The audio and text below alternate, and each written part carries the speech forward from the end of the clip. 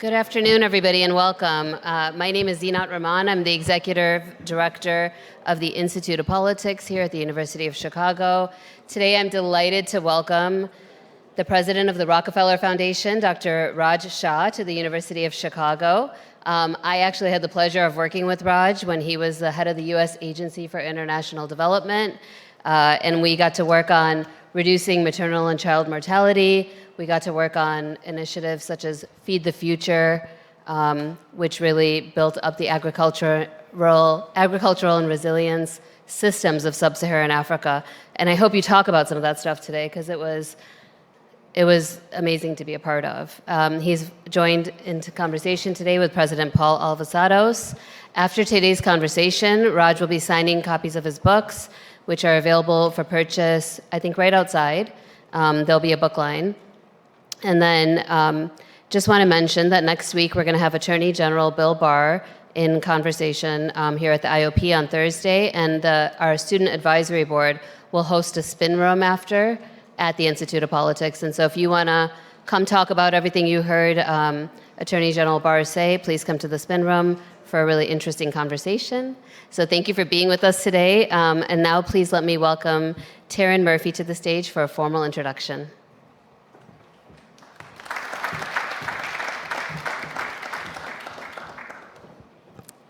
Hello and good afternoon, everyone. Thank you so much for joining the IOP for our speaker series event, Risk, Failure, and Big Bets, Two Leaders Explore How to Change the World. My name is Taryn Murphy, and I'm a current first year at the college from New Jersey studying global studies and economics. As a current event ambassador for the Institute of Politics, I'm thrilled to introduce today's speaker, our very own UChicago President, Paul Alivisatos, and Rockefeller Foundation President, Raj Shah. Dr. Paul Alivisatos currently serves as the 14th president of the University of Chicago, a role which he took on in September of 2021. A revered chemist, professor, and entrepreneur, President Alivisatos received his bachelor's degree in chemistry from the University of Chicago and his PhD in physical chemistry from UC Berkeley. Alivisatos utilized his extensive experience and knowledge in this facet of chemistry to found two companies, Nanosis Inc. and Quantum.Corp., which focus on bioscience and LED light technology.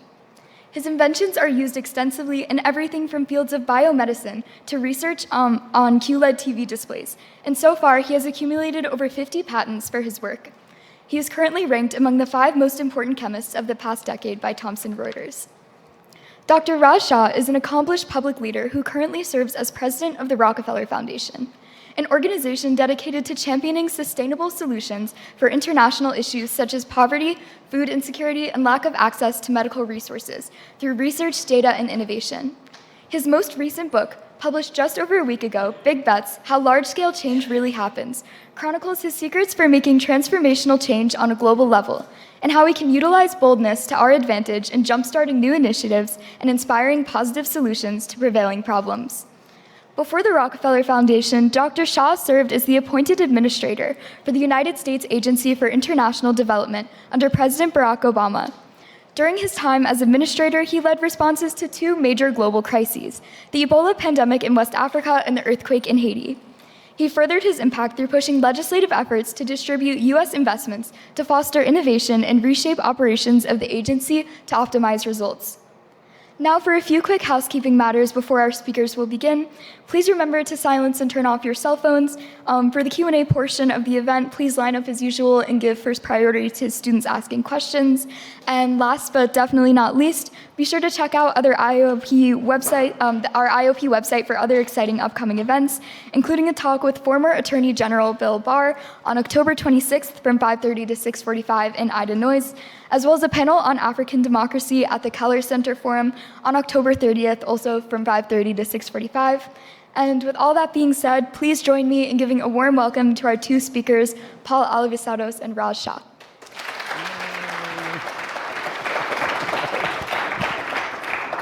Thank you so much, and it's so wonderful to see one of our first-year students here, making that intro. That was wonderful.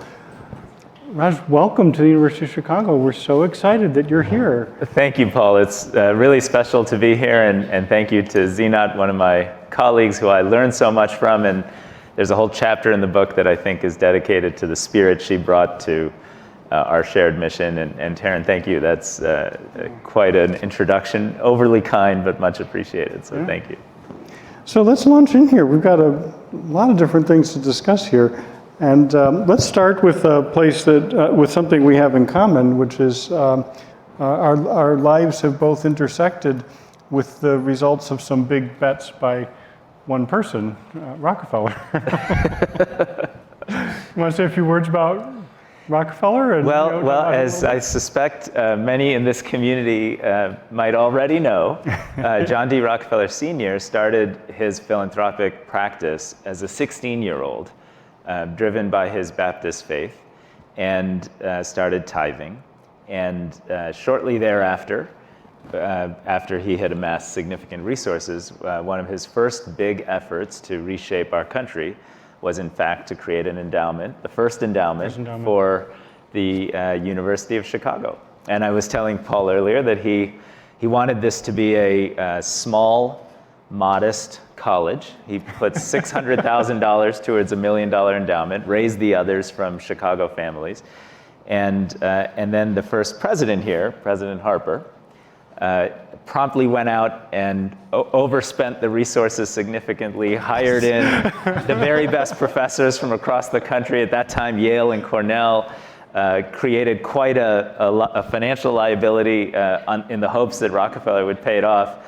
And there are all these papers in our archives in New York with Rockefeller being, between him and his advisor, Frederick Gates, where they complain about that behavior. A lot of back and forth. But then they always paid the check and paid the bill. And the result from then on, thanks to many thousands of leaders here and 13 presidents, is this amazing institution that we have in our country and our planet. Yeah, it is a really remarkable place. And but it is interesting to think about how Harper and Rockefeller made their partnership and did effectively make a really big bet. And I know that was really hard to do. So it is an example of one of those, and maybe it features an aspect of this, which is these things can't really work. These big bets can't really work unless there's a couple of things there. One of them is an inspiring vision. Another is often at least one visionary, if not a few, who kind of work together on it. And then, a lot of determination. Well, and time. And time. And I write in the book about some big bets like the Haiti earthquake response and the Ebola response in West Africa that are time-bound emergencies. But in many respects, both of our institutions are grounded in the idea that if you want to do big transformational things for humanity, it takes building institutions, and that takes decades. Yes, it does take time. That's right. Do you have a favorite of your big bets, or are you still hedging on that because you've still got more to go? You've done a bunch of them. I mean, do you have a favorite? Well, I have learned different things from different big bets, Yes. and to be honest, none of them are really mine as much as I was a part of. But you were part of. Yeah. And so I learned the mindset, and I hope people pick up the book and have a chance to appreciate the idea that a big bet mindset can be different from trying to do kind of piecemeal or incremental things to make the world a better place. And I learned that from Bill and Melinda Gates, actually, when I started working with them, when they just started their foundation. They had read a newspaper article that said 600,000 kids that year were going to die of rotavirus. And by the way, we've all had rotavirus here in the United States. Thankfully, no one in the US really dies of rotavirus. And the same article said there's going to be this vaccine. It's coming from Merck. It costs $40, $50 a dose. It's going to be widely available in the US, but it's not going to be available anywhere outside of the US where all the kids were dying. And so they said, that just seems wrong that you have this life-saving vaccine in a place where people aren't dying and nothing elsewhere.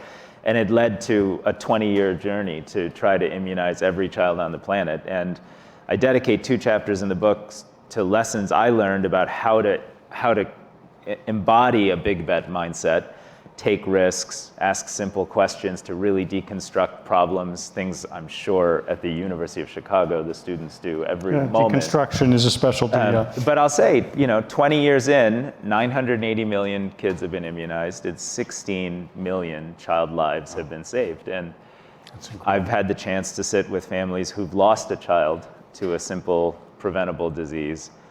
And whether that's in Afghanistan or Eastern Congo or a part of Senegal, it is, to me, I have an understanding of what a big positive impact it is for humanity to have saved those 16 million children. And that's a big bet that I've learned from and I describe in the book. Yeah. I want to ask you a few questions about, to kind of tease out a little bit, some aspects of what you describe quite a bit in the book. But I want to start with asking you a little bit about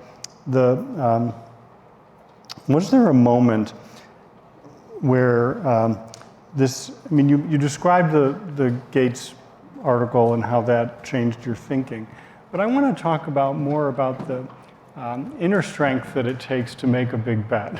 Yeah. And I want to start by just asking you, was there a moment when you thought, I think I can do something like that? How does somebody who's thinking about how to take their education and go off into the world with a life of purpose, that takes a lot to think, wow, I'm going to be part of a big bet. Yeah. So I want to ask you a little bit about, where were some key moments for you where you thought, I might be able to do something, participate in doing something like that? It takes some courage, huh? Well, I'll give you one answer as a personal one. Yeah. When I was younger and I was in college, I was at the University of Michigan, and then I was at Penn for medical school and economics training. And I had a scholarship, a medical scientist training program scholarship at Penn and the Wharton School in Penn Med. And I constantly wanted to expose myself to politics and social change. And I was constantly sitting in, the cadaver lab doing the work of being a medical student, and I was torn. And ultimately, I finally applied sort of 3 times to join Al Gore's presidential campaign. I just thought I should do this, after toying with some local political things. And 3 times I was rejected. And then, for those of you that remember, the campaign wasn't going well for Gore. So he moved it from Washington, D.C. to Nashville, Tennessee. And a friend of mine who worked with him said, Raj, why don't you try another time? Because they're letting a lot of people go. So I said, okay. And I sent a letter in, and they said, yes, you can come and be a volunteer. So the day, I got rejected just as a volunteer, just to be clear. And so the day after I took my final set of board exams, my then girlfriend, now wife, got in the car with me, and we drove 14 hours to Nashville, Tennessee, to Al Gore's mom's best friend's house.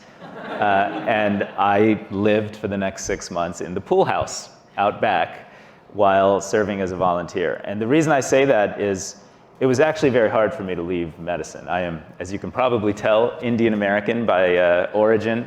My parents. There were some expectations. Exactly. My parents are Indian immigrants. They came here with nothing except a scholarship. And if you were intelligent in my community growing up, you were going to be a doctor or an engineer. And I tried a little bit of both and ended up on a political campaign. That's not winning in my family.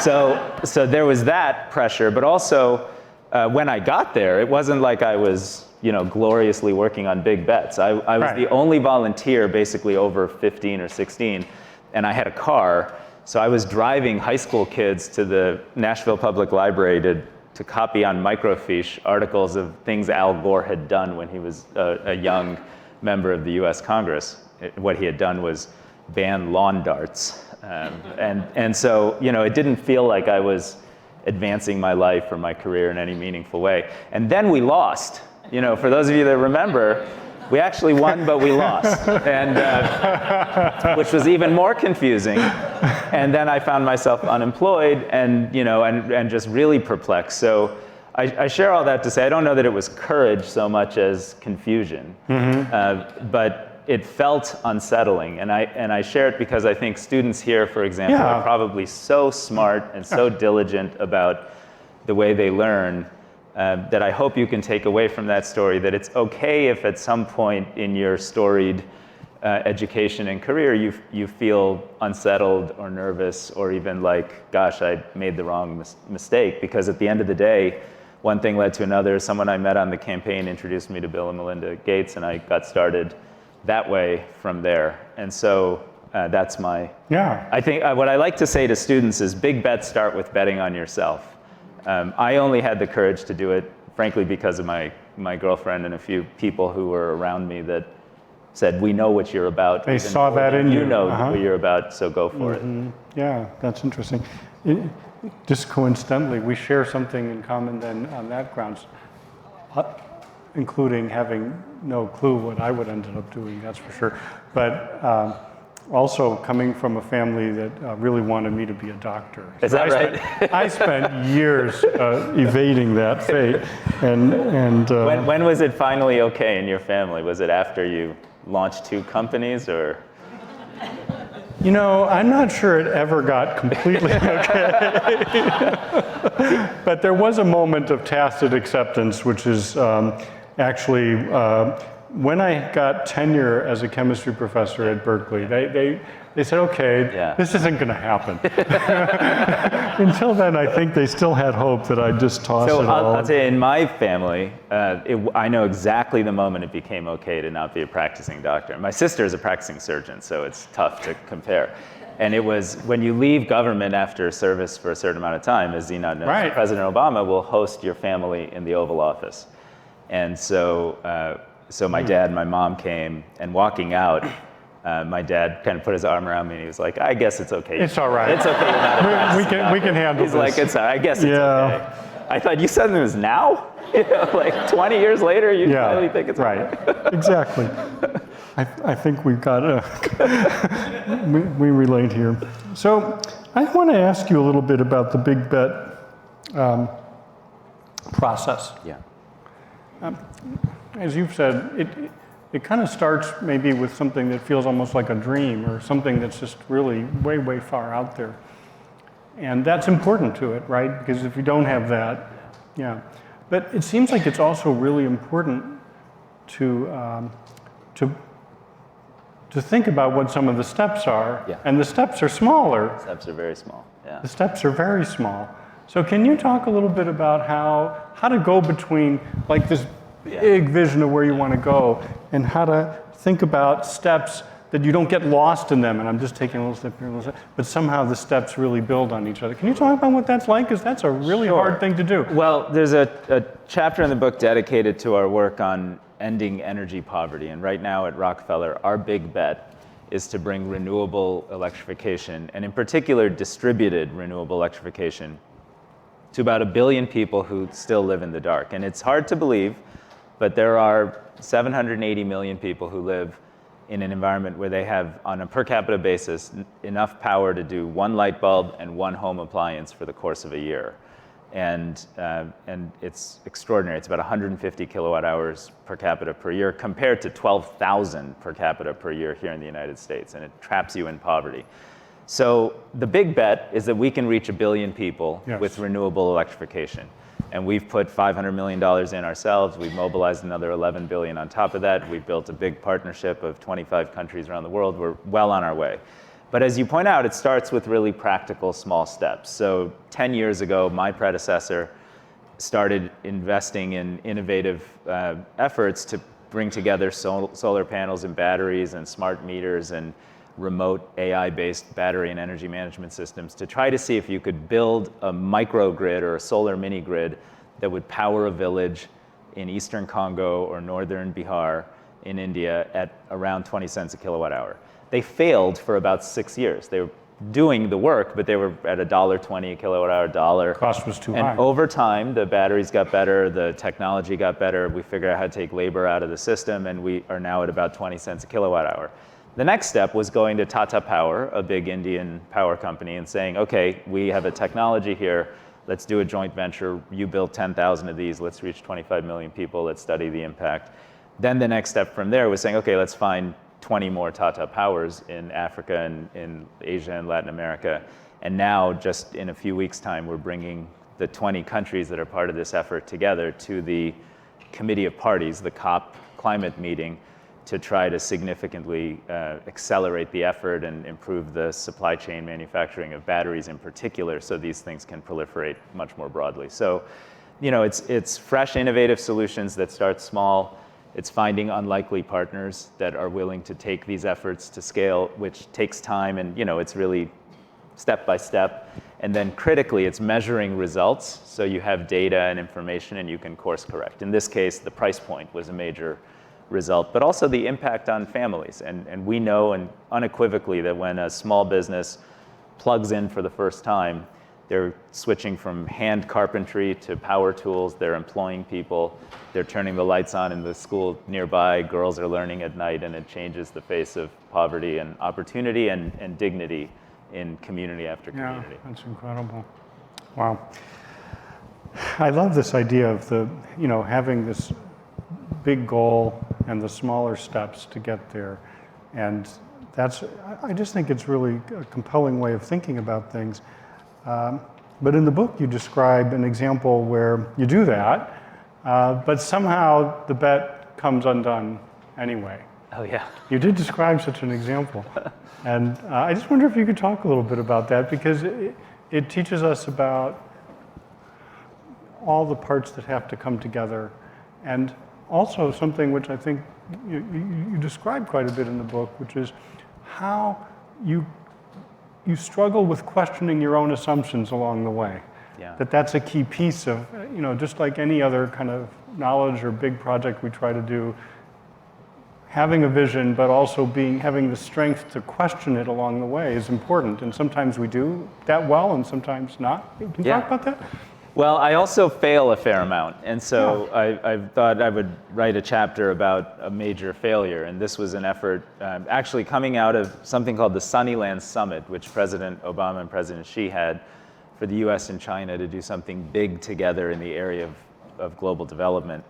And one thing led to another, and I had sort of become attached to the idea of helping America, China, and our African counterparts build out a large hydropower dam in the Democratic Republic of Congo called the Inga Dam. And in its largest form, it would have provided power at 4 cents a kilowatt hour to 250 million people and transformed the local economy in a pretty profound way. And we raised money, and we did a lot of analysis, and we put a lot of effort into getting leaders to sign on, and we were making real progress. And the whole thing fell apart. And it fell apart because a friend of ours, Senator Patrick Leahy, basically passed a law in the Congress saying you're not going to build a hydropower dam anywhere in the world, much less in Africa. And it fell apart because the leader of the DRC at the time was not able to work with us in the way that we would need to work to meet our own standards and requirements. And on both of those two points of failure, I had been adequately warned by people who knew the leaders better than I did, and certainly by people who knew the Congress better than I did. And I didn't listen. I was sort of attached to the big vision and thought, well, everyone's going to come along as we build success after success. And one day I woke up, and on the front page of the Financial Times was the whole story of how this thing fell apart, with large reference to me.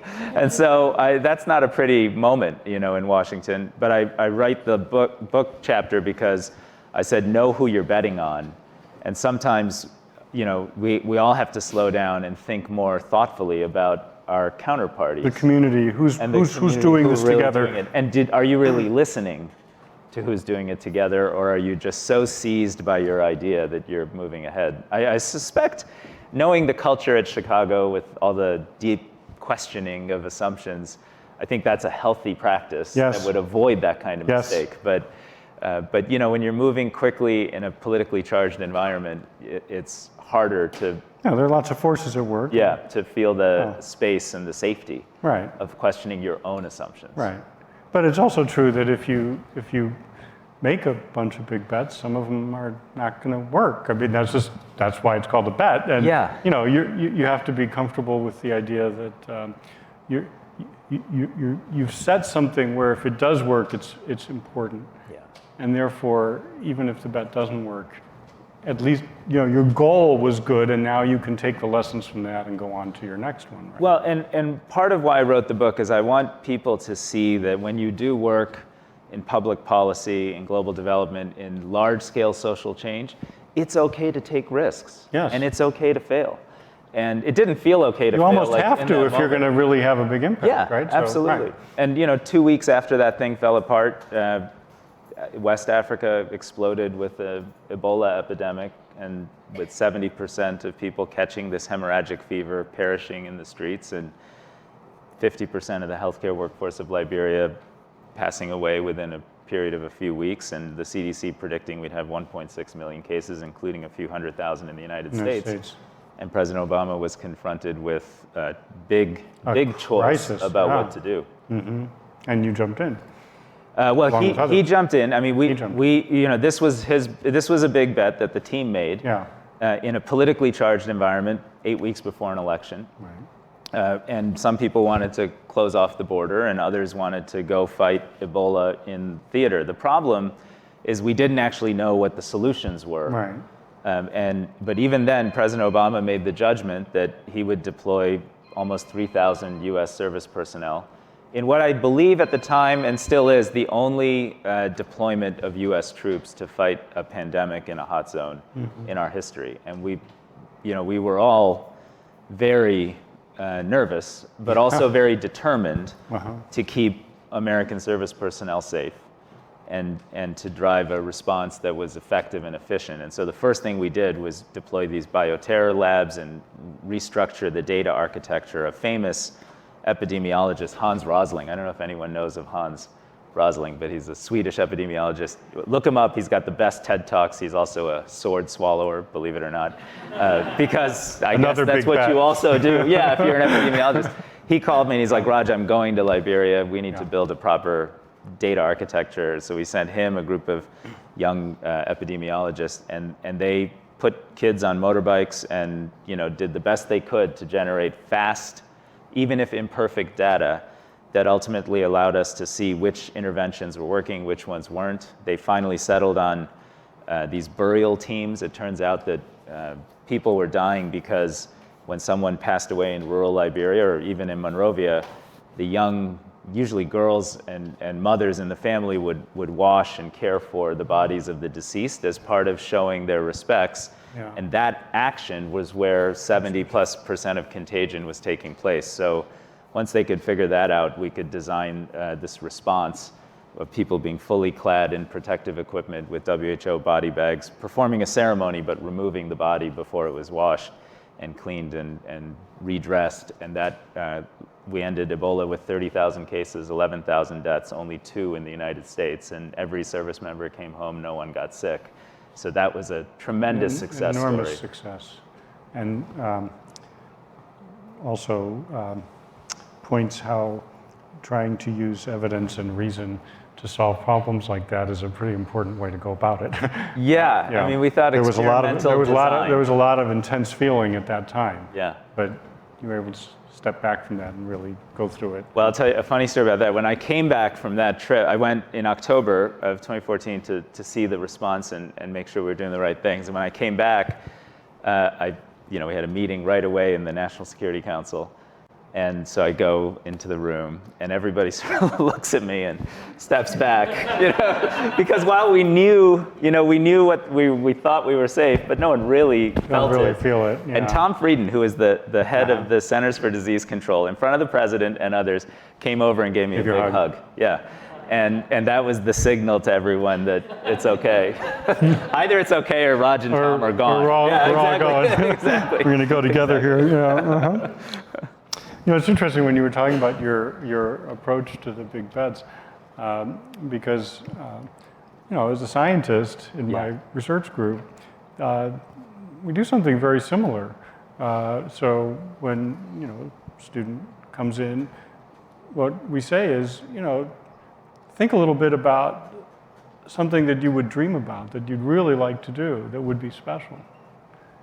And then step back from it a little bit. Try and take something small that you can do, just really small that you can do, and then come back and let's talk about how we go between those two. But how do you keep students going back up to the big vision versus getting kind of stuck in because in any one of these big bets, it's easy, like on the immunization one, it's just easy to get stuck in a village somewhere or in a procurement somewhere or in a particular case. That's one of the big opposed to being able to come back up. Come back up. So first of all, I guess what I would say is actually learning to do one of the small steps is a big deal. Yeah. And so it's important to celebrate that and to become devoted to it. But then, of course, once you've done one, then the next conversation is, well, now you know how to make a small step. What's the next step? And how do we build things over time?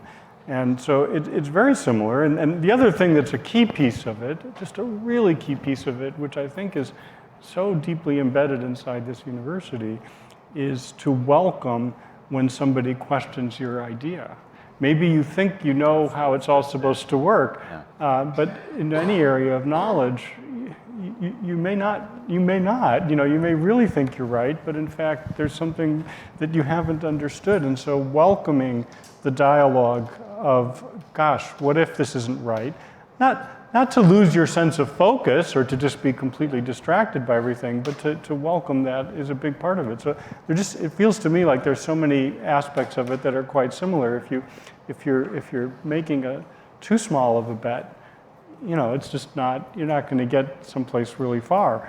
But if you don't learn how to take a small step, you're not going to get there either. And I think, that's something that all students learn and all people who are successful eventually find a path towards. They do, and Paul was sharing with me this, the Chicago canon, on free inquiry and expression. And I feel like now more than ever, this is very important. And the thing that when I make, and I do make mistakes, and when I make mistakes and write about them in the book, they occur because we lose the sense of self-inquiry. Right. And partly because when you're in, say, politics and you're moving, at pace and there's a lot of scrutiny on you, you don't feel safe questioning your own assumptions. As you grow as a leader, you end up in roles where everything you say is deeply scrutinized. Is a message. And is a message. So you don't always have the safe space. I write in the book in 3 different occasions about relying on these private outside expert groups. Once we actually called it the out-of-the-box group when we designed the world's first social impact bond to help restructure the way vaccines were financed kind of decades ago. And then more recently on Ebola, the proposal that the CDC and experts were promoting was called isolating people in what were called Ebola treatment units. Mm-hmm. The problem was when 70% mortality rate, you go to Ebola treatment unit, you never come out, your remains never come out, your possessions never come out. And when that happens a few times, no one ever goes in. No one goes to them. No one goes in. So we said, well, this isn't going to work, but that's the only thing that was in the playbook. And so we had to innovate and experiment. But in that setting, it's not like you're on campus where there's this sort of let's sit around and debate. Yeah. It's much more It's heated. at the moment. It's much more heated. It's much more in the moment. There's much more immediately at stake, right? Because we're sending 3,000 American troops. And learning how to keep this spirit with you, especially for those of you that are students, as you progress out of the University of Chicago into other settings, I think is a key part of what I tried to illustrate in the book. That's beautiful. So I want to come back to climate and energy for a moment. And I related to you this story earlier today when we were talking, how meaningful it was to me when it had been announced that I was going to become the president, but it was in the middle still of the pandemic, things were remote and so on. And the student government, all of the different parts of the student government asked to have a remote meeting with me. And from my Berkeley days, I figure, okay, this is going to be fun. We're going to have a real dialogue with the student government here. And how astonished I was because a couple hours before the meeting, the group sent me this PDF file, and I opened the PDF file, and it's got all these tabs. And then every tab has like a preamble and a bunch of data and then a set of recommendations, and they're all organized. And I was here, wow, I'm back at the University of Chicago. This is good stuff. And what really meant a lot to me in that moment was it was about climate and energy. Of all the topics that the students could have chosen at that moment to have their first meeting with me, they had gotten together and said, we're going to talk about climate and energy. And so, I just think that's, it really says a lot about the intent of the students to be a part of a better world. And we could talk more about what the university's doing to respond to that and to help. But you were just very modest in what you said. You said, well, a predecessor had set up this program, and that was one of the steps, and now we're growing it. But you've done a pretty big orientation towards this topic is it right to say this is like the primary focus now? Yeah, this is the primary focus. Is the primary focus. You've had many topics that the foundation has worked on, but you've made a decision to make this the primary topic. That's a big decision. Do you want to say more about that? Well, it is a big decision. Look, for 110 years, our focus has been finding areas where science and innovation can transform the lived experience of those who are vulnerable. So medicine and public health, agriculture and the Green Revolution are major points in the history of our institution and our partnerships, even with Chicago. And going forward, we felt that the climate transition is the defining technological, planetary, and human transition of our time. And if the climate transition fails, or even doesn't succeed to a high level of success, things we've worked on get wiped out. So hunger, which used to be, 12 to 14% of the global population 15, 20 years ago, has gone down to about 7% of the global population, up these last few years to about 9%. Is projected to go to 14, 15, 16%, 1.4 billion people hungry because of the pressure of climate change. 30% reductions in yields in rain-fed agriculture throughout sub-Saharan Africa, for example, is just devastating for both the frequency of famines, et cetera. We talked about the oceans, and we're hitting these tipping points on ocean ice melt and acidity. What's going to happen to acidity and therefore fisheries. There are 2 billion people in coastal communities that effectively depend on fisheries for protein, and that would be devastating for those communities. So we said, okay, if we're going to be true to our mission, we have to be focused on climate. We made a $1 billion commitment to climate over the next 5 years. That's our big bet. And our focus is finding those solutions that can both address climate change and lift up those who are vulnerable, like the renewable electrification solutions I talked about, some of the resilient agriculture efforts we're now pursuing, and looking to question our own assumptions. Maybe it'll be nuclear and small modular nuclear that has a much bigger role to play over time than the current focus on solar systems. So that's what we do. We're excited to do it, and I think it's the right way to think long-term about where we can contribute to humanity. Yeah. To give a feeling for some of the things here, after that experience, I came back, and very early on, I asked a group, worked with a lot of the faculty, Council of the Senate, and others, and we had a faculty group take a look at the topic and ask the question, how can the University of Chicago contribute? And some fascinating things that came out of it. About an eighth of the faculty in a survey responded saying that it's their primary topic of interest in their research. Just think about that. To be able to say that about almost anything is astonishing. And what was astonishing also was all the different perspectives that came from that. Everything from, humanities, business, technology, medicine, all quarters of the university, people wanted to contribute to this. And an even larger percentage who said that it's a topic of great interest to them. This may not be their primary topic, but of great interest. And so we're in the midst now of putting a series of things together, and they'll take a few years to unfold. One of the things you emphasized was earlier was that when you make a bet like that, And when you're building something large, it takes time to build it. It doesn't happen overnight. But we're in the midst of building some things I'm quite excited about. It'll have a heavy component that I think you're familiar with around economics and policy and markets. I think you know some of the work that's going on in India and other places that our folks are heavily involved in around sponsoring kinds of carbon markets and local ones and so on. So there's going to be a heavy activity there. And of course, in energy technology, we do a lot, and also especially a lot in partnership with Argonne. I was so excited last week when a consortium here of universities in the region and industry and the national labs all together, we were one of the 7 locations chosen nationally for a hydrogen hub. Wow. Which was, it's very exciting. I mean, there's going to be a lot of efforts around trying to think about what's the infrastructure that would underlie a possible hydrogen economy. One of the bets that that can be made. So a lot of work in energy technologies in partnership with others. I would just say as part of the book tour, I was with a group of students, high school students, and they said, "Well, what fields are you most interested in, or what would you do if you could kind of do it all over again?" Yeah. And I don't want to say this with Paul here, but I was saying, like, I'm so obsessed with battery chemistries. Yeah. And I think people don't think of stuff. battery chemistries as connected to humanitarian objectives, but the reality is I just came from Kenya, where the average consumption of power is 220 kilowatt hours per capita per person. They have a big wind farm, Lake Turkana wind farm, operating at about 15% utilization. They can't bring more power on because they can't handle intermittency on their grid.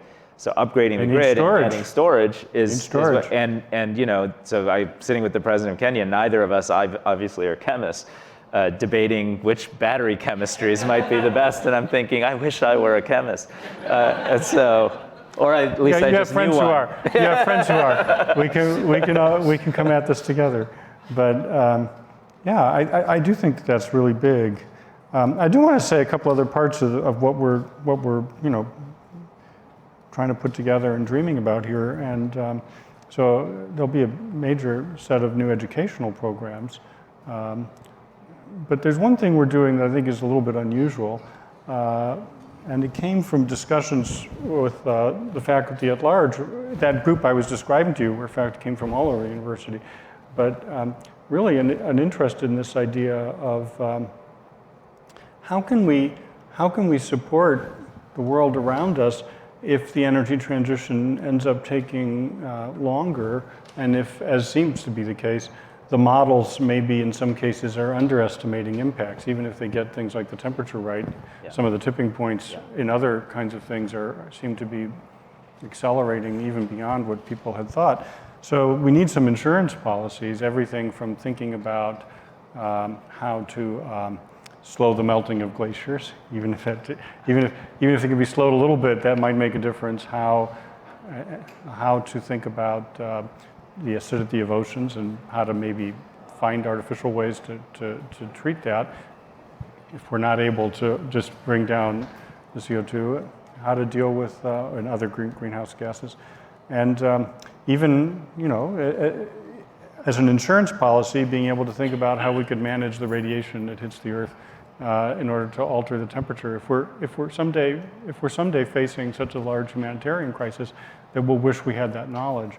So lots of pieces to what's coming together here, and I think ultimately my hope is we'll build a very distinctive program, and it'll be one of the university's big bets. Which at the university, the big bets arise from this interaction. I call out this example because the students called for it. The faculty stepped into it and have been helping. And now we're trying to bring a picture together that will help the university to make that kind of a big bet.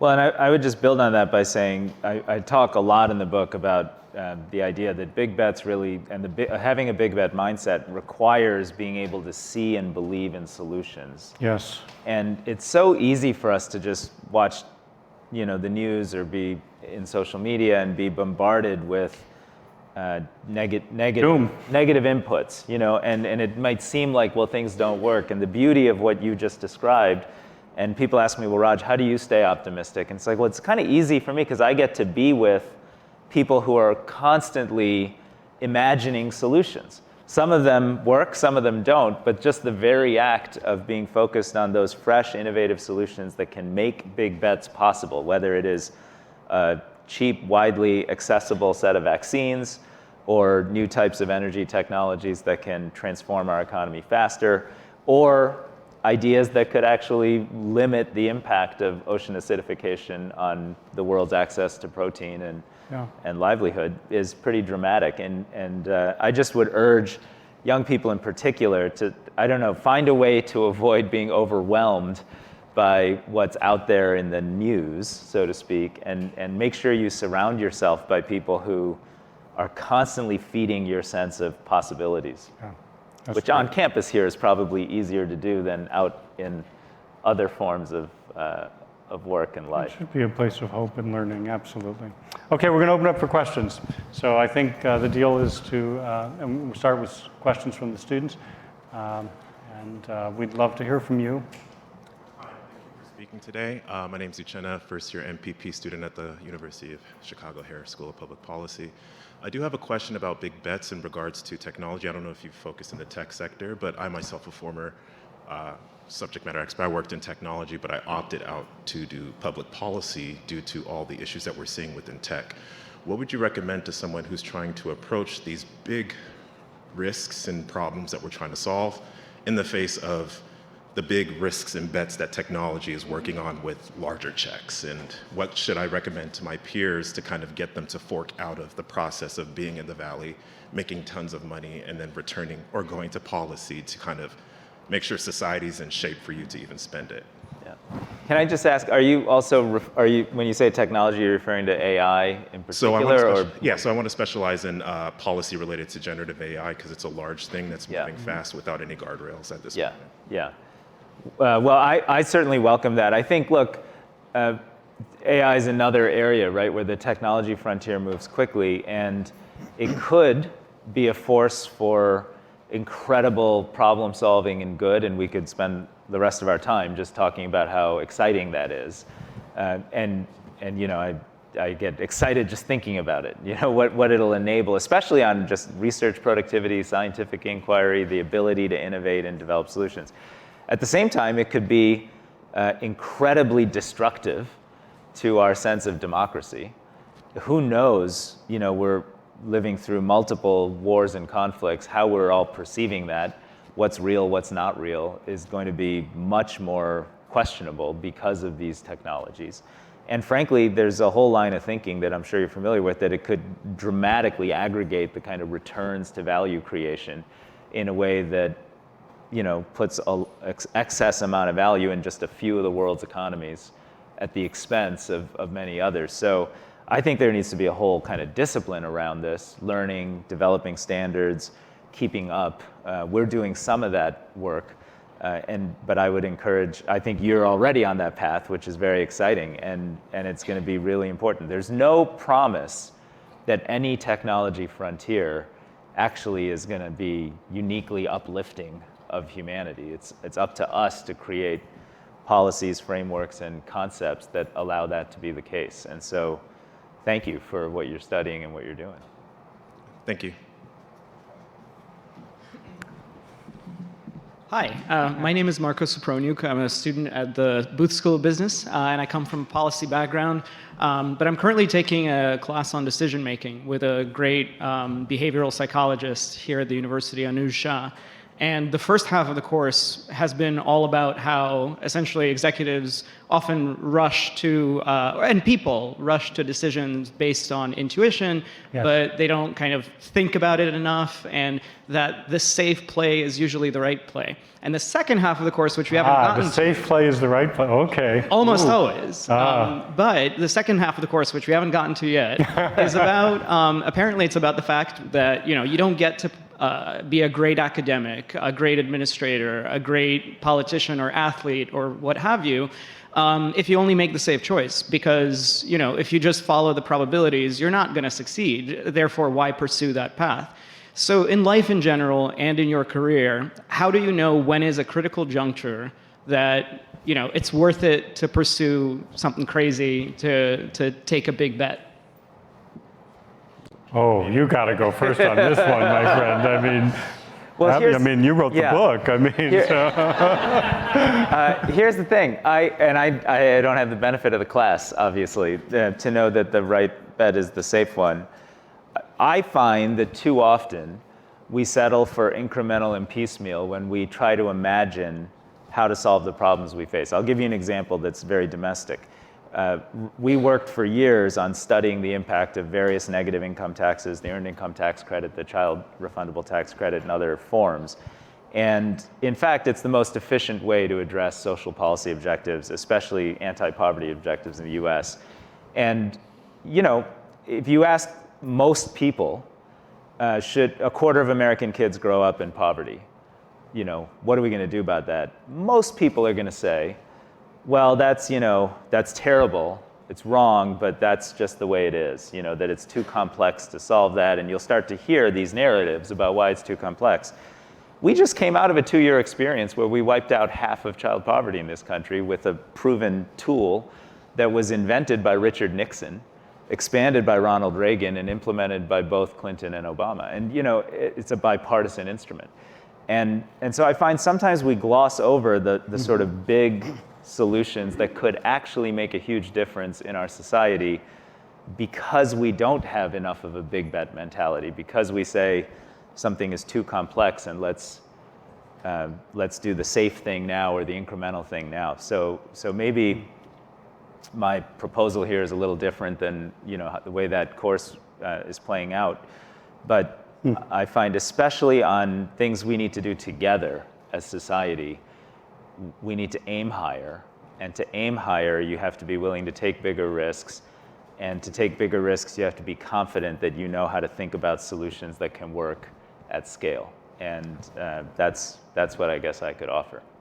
I want to add a little piece here, okay? Because I can go back to the science example that I talked about a little bit earlier, that I would encourage a student at the beginning to make a big bet, but then to find something that can work. And then think about the connection points between those. But if you're in the world of science, I think if you are able to make a set of observations in some direction you want to go, and actually it confirms everything that we know, you should feel a great sense of joy. Because in some sense it means that the knowledge we have is helping us understand things, and that there's a framework that we've built as a community over time that's actually really working. And then keep your eyes open and keep doing things and look for when something doesn't quite seem right. And then question that and question it and question it and see, can that be the thing that's now going to turn out to be the big bet? And so I don't see the tension in quite the same way as the class is being set up between the safe and the bold. I think you should have a bold vision of where you want to go, but you should look for the steps that work. And often those will feel like maybe they're kind of safe, but in fact, that's the hard work of finding where the real opportunity is. That's how I think of it myself, at least, in all the different things I do.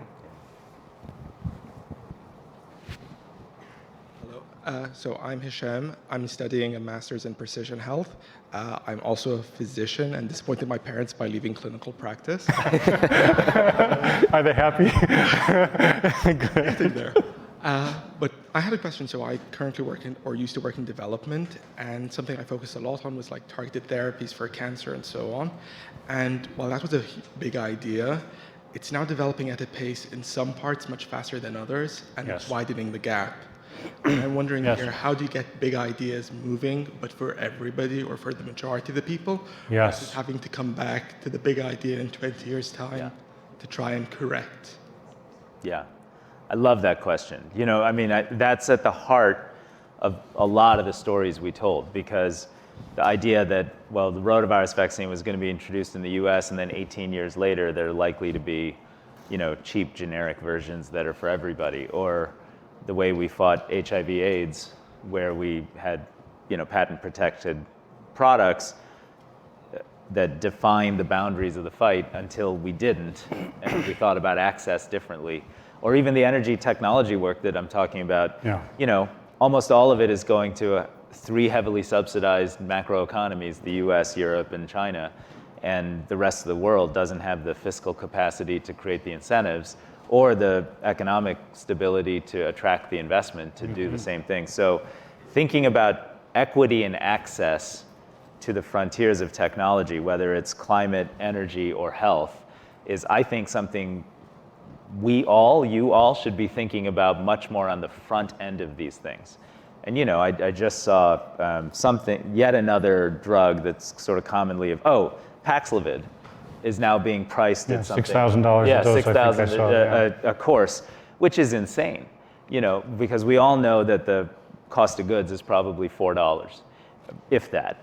And so, we need to have a redefined approach to technology access and like the first question, a better understanding of how technology intersects with humanity. And we have to do that on the front end. And if we do all of our tech development in the narrow pipe of private venture-backed biotechnology or infotechnology or other things, we are missing the opportunity to leverage this extraordinary frontier for everybody. And that's actually why Rockefeller as an institution was set up 110 years ago, and it's why Chicago was the first big example of Rockefeller's commitment to philanthropy, to think through those types of things. He actually there's a whole set of letters about the oil industry in those days, and gasoline and kerosene being a byproduct of the sludge that came off of manufacturing kerosene. And the idea was just, we need to make sure technology that is uplifting is made available to everyone. And so that's a great idea. Great question. I just think you're so right to point out this gap and to say, we're at this moment in the biological sciences and biomedical sciences it's just extraordinary when you look at what happened with the mRNA vaccines, the history of those celebrated this year with the Nobel Prize, but also the incredible, the ability to have the code read in China and within 48 hours a sequence designed on the computer, which ultimately became the vaccine. I mean, just think about what that means in terms of our ability to function, in terms of reading codes and doing things with them and so on, and yet this gap that's opening. The other day, a month ago, we had the groundbreaking ceremony for the new comprehensive cancer care center that the university here is building. And one of the things that was very heartwarming to me, really meant a lot to me, was how much the entire community of the South Side was there with us at that event, celebrating it, and with their hope that we'll do better about making sure that those ideas find their way into broader use. And there's real tensions around that. So that's a place that somebody could make a big bet when they're at the beginning of their career and thinking, are there places where I could make a big bet? You talked about Paul Farmer, I think, a couple of times in your book. There are people who have made these kinds of big bets in life about how can I see something where there's this big development in our ability to do things, but it's not translating to benefit for the larger population. How could I be a part of making that happen? If that's where your heart's taking you, it's a beautiful place, and there's a lot of possibility. Thank you very much. Yeah. Hi, I'm Neha. I'm a second year in the college, and I was wondering, as leaders of large institutions, how do you see yourselves encouraging this mentality of big bets and risk-taking within your institutions? Well, that's a great question, Neha. I look, at Rockefeller, I talk in the book about, both big things we do that are big bets and more modest-sized things we do that are supporting other people's, efforts and big bets. One example of that was working with Mitch Landrieu when he was the mayor of New Orleans to take down a set of Confederate statues, one of which was actually a celebration of a terrorist attack on the integrated police force in the post-Reconstruction era of New Orleans.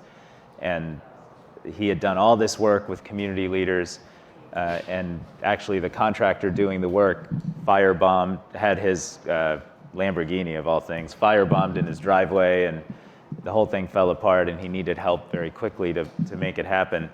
that is not necessarily such a huge financial outlay for us, but it was supporting a partner's ambition in Big Bet and a community's sense of activism. So I just encourage our teams to be able to, moderate but take risks large and small when there's upside. One of the most proud moments that I've had as the president of the Rockefeller Foundation was there were 800 women trapped on the runway at Kabul during the unfortunate evacuation of Kabul when the Taliban took over Afghanistan. And our team chartered airplanes, got those women on those planes, and got them out and safe because they all would have been imprisoned as civil society leaders.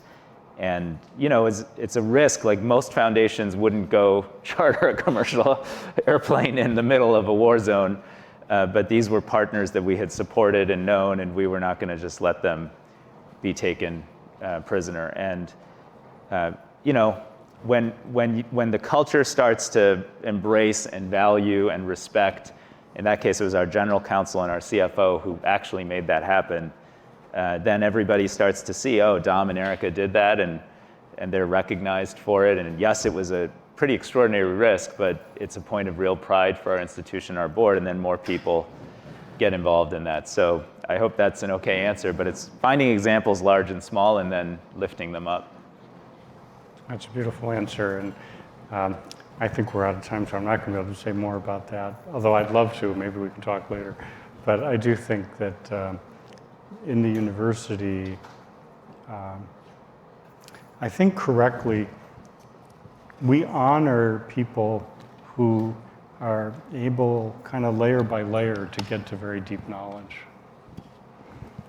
And when I say that, I also think that kind of deep knowledge, that's a kind of big bet that a person makes. So I think it's kind of in the dreams of people here, and then it becomes a culture, which as a student you're learning, and we share it as a community value. And then people reach their stages where they say, oh, I can see now, I want to take that to a next level. So I think it's a really good question, and it's a very deep one. I want to thank you, because it gets to be our last question, and it's one we can all think about. All right. Thank you all. Thank you, Raj. Thank you. Thank you. Thank you so much. This was really fun. That was fun.